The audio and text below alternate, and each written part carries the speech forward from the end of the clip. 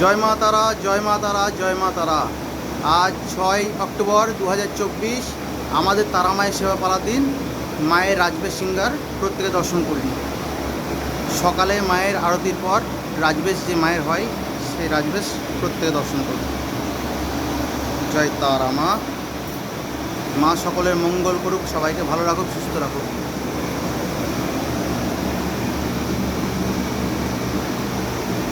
জয় তারা।